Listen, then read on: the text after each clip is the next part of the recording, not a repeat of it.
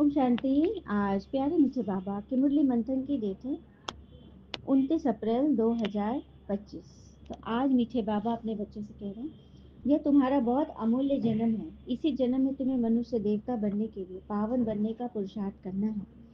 प्रश्न है, ईश्वरीय संतान कहलाने वाले बच्चों की मुख्य धारणा क्या होगी? उत्तर, वे आपस में बहुत बहुत छीर हो खंड होकर रहेंगे, कभी लून पानी नहीं होंगे।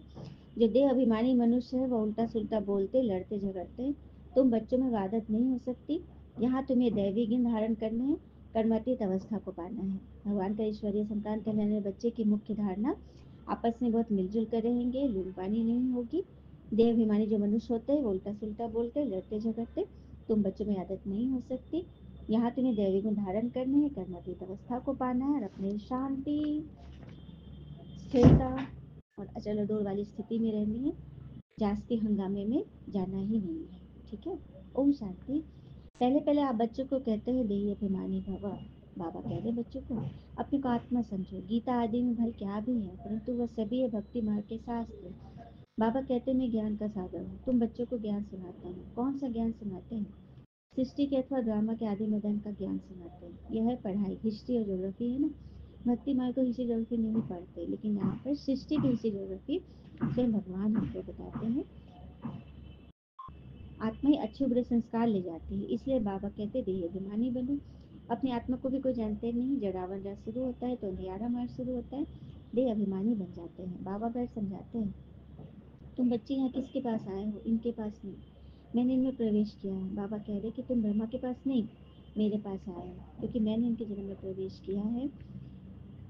बाबा कहते सहज से सहज भी है, कोई कोई और भी डिफिकल्ट भी समझते हैं। ज्ञान बहुत सहज भी है और डिफिकल्ट भी समझते हैं। डिफिकल्ट है योग, क्योंकि योग में माया परेशान करती है। अब तुम बच्चों को देही अभिमानी बनना है। जैसे देवताएं छीरखंड होके रहते हैं, ऐसे तुम्हें छीरखंड होके रहना है, कभी लून पानी नहीं होना है। तुम बच्चों में वो आदत नहीं हो सकती। यहाँ तो तुमको देवता बनने के लिए दैवी गुण धारण करने हैं। जानते हो, यह शरीर, यह दुनिया पुरानी तमोप्रधानी पुरानी चीज से, पुराने संबंध से नफरत करनी पड़ती है।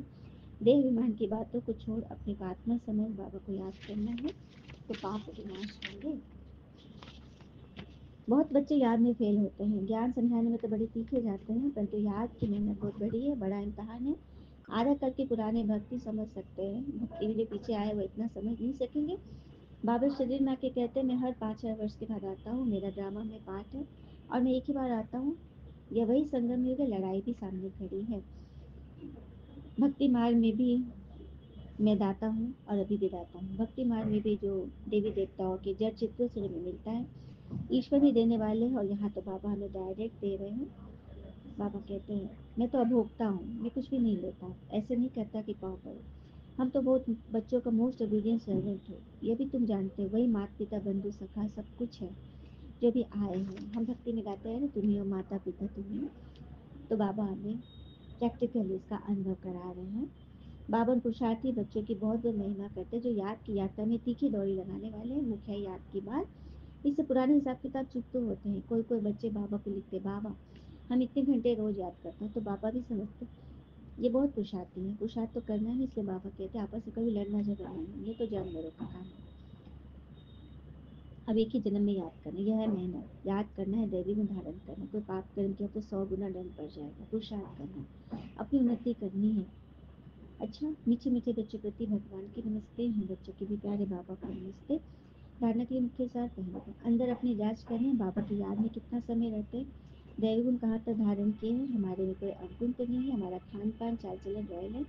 फालतू बातें तो नहीं करते, झूठ तो नहीं बोलते। दूसरे पर याद का चार्ट बढ़ाने के लिए अभ्यास करना है। हम सब आत्मा भाई भाई हैं, देह विमान से दूर रहना है। अपनी एक स्थिति जमाने, इसके लिए टाइम देना है। बताइए, पांचों तत्वों पांचों विकारों को अपना सेवाधारी बनाने वाले माया जी स्वराज अधिकारी भव। पांचों तत्वों पांचों विकारों को अपनी सेवाधारी बनाने वाले माया जी स्वराज अधिकारी भव। जैसे सत्युग में विश्व महाराजा व विश्व महारानी के राजाई ड्रेस थे, पीछे से दास दासियां उठाते, लंबा लंबा चोला वो होता है ना, चोला। ऐसे संगम में आप बच्चे जब मायाजित करना चित बन जाते हो, स्वराज अधिकारी बन टाइटल्स रूपी ड्रेस से सजे सजाए रहेंगे। और ये 5 तत्व 5 विकार आपकी ड्रेस को पीछे से उठाएंगे, तो कौन सी टाइटल मिलेगी हमें? किस चीज का? स्वराज अधिकारी माया जीत का टाइटल मिलेगा। जैसे 5 तत्व 5 विकार हमारी ड्रेस को उठाएंगे और हमारे अधीन होकर चलेंगे। इसके लिए दृढ़ संकल्प की बेल्ट के टाइटल्स की ड्रेस को टाइट करो। भिन्न भिन्न ड्रेस और श्रृंगार के सेट से सज धज कर बाबा के साथ हो तो विकार व तत् परिवर्तन हो जाएगी। तो सभी सहयोगी बच जाएंगे। स्लोगन, जिन गुणों व शक्तियों का वर्णन करते हो उनके अनुभवों में खो जाओ। अनुभव ही सबसे बड़ी अथॉरिटी है। अब सारे कंबाइंड रूप की स्मृति से सदा विजयी बनेगी। स्वयं को पिता के साथ कंबाइन समझने से विनाशी साथी बनाने संकल्प समाप्त हो जाएगा, क्योंकि सर्वशक्तिमान साथी हैं। जैसे सूर्य के आगे अंधकार ठहर नहीं सकता, वैसे सर्वशक्तिमान के आगे माया का कोई भी व्यस्त संकल्प भी ठहर नहीं सकता। कोई भी दुश्मन वार करने से पहले अकेला बनाता है, इसलिए कभी अकेले मत बनना। अच्छा, ओम शांति। शुक्रिया बाबा, शुक्रिया बच्चे। ओम शांति।